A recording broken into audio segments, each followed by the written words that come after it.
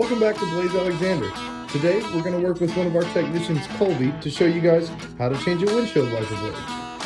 The first thing you'll want to do is gather your materials, then lift the blade and pull this clip towards you to release the windshield wiper.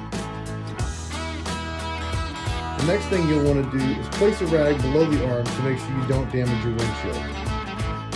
Once you've done this, go ahead and clean the area where the windshield wiper lays and the wiper itself to make sure that you have the best contact possible.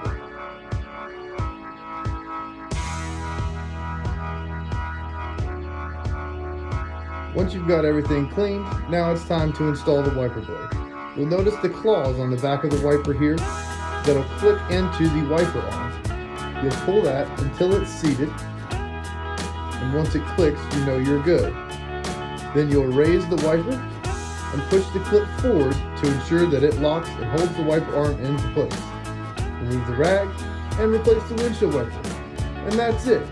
You're ready to go. We'll see you next time at Blaise Alexander Chevrolet at Greencastle. Thanks for stopping by.